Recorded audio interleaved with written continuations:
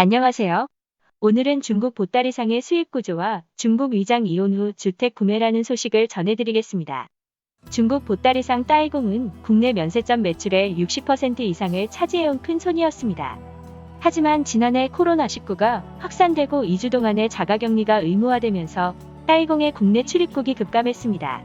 한국관광공사에 따르면 지난해 11월까지 입국한 6호 중국 관광객은 67만 8,443명에 불과합니다. 2019년 입국한 602만 명과 비교하면 약 8분의 1 토막이 났습니다. 따이공은 주로 6호나 한국에 있는 중국 유학생이 많이 했는데 한국과 중국의 가격차나 세금 환급을 통해서 수익을 올렸습니다. 나중에는 기업형 따이공으로 발전하면서 면세점으로부터 10에서 30%에 달하는 리베이트도 받으면서 수익을 올렸습니다. 따이공은 중국인에게도 인기 있는 부업거리였습니다. 그동안 주로 한국, 일본 면세점에서 저렴하게 산 면세품 수십억 달러어치를 중국 소비자에게 할인된 가격에 제공하면서 돈을 벌었습니다. 이런 구조가 가능했던 이유는 중국의 명품 브랜드 가격이 외국에서 사는 것보다 훨씬 비쌌기 때문입니다. 예를 들면 수분크림의 최강자인 라메르크림은 중국 소비자 가격은 2,680위안 약 45만 5천 원인데 따이공을 통하면 1,600위안 약 27만 원에 살 수 있었습니다. 또한 드라마, 음악, 영화 등 K 콘텐츠가 중국에서 인기를 끌면서 중국 소비자들이 화장품 등 우리 상품에 호감을 가지게 된 영향도 컸습니다.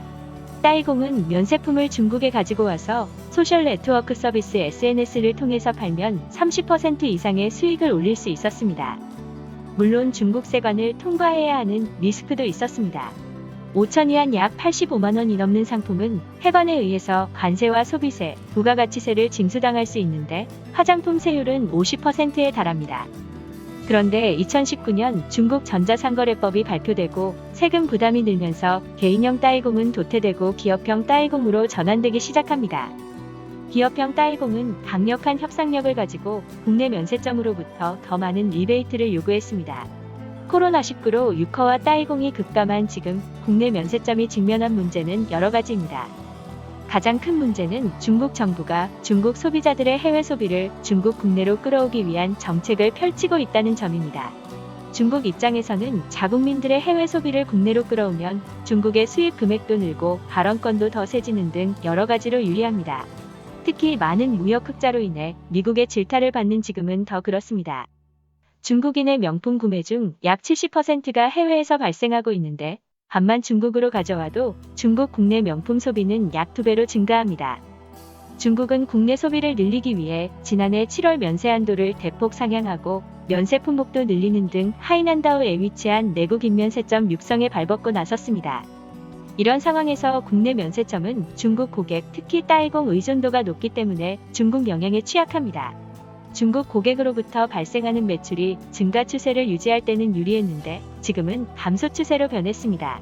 중국이 국내 소비를 진작하고 내국인 면세점 산업을 본격적으로 육성하기 시작한 이상 중국과 한국의 면세품 가격차는 축소되고 따이공도 감소할 것입니다. 향후 코로나19가 진정되더라도 이들은 하이난다오로 향할 것이기 때문입니다.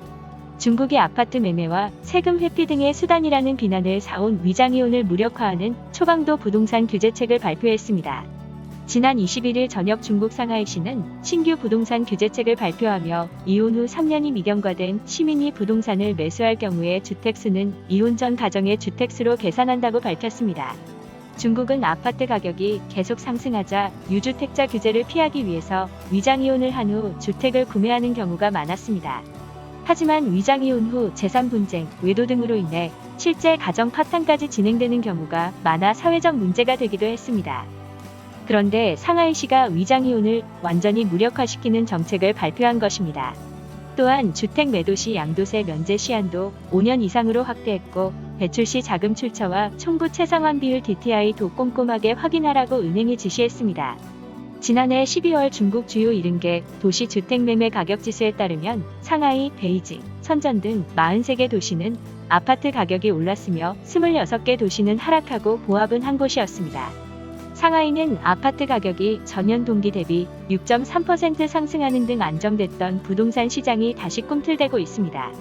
상하이 아파트 거래량도 늘고 있습니다. 지난해 12월 상하이시의 아파트 거래 면적은 122만 7천 제곱미터로 전월 대비 59% 상승하며 지난해 최고치를 기록했습니다. 오늘의 추천 영상은 중국 50만 명 집에서 쫓겨날지도 모른다입니다.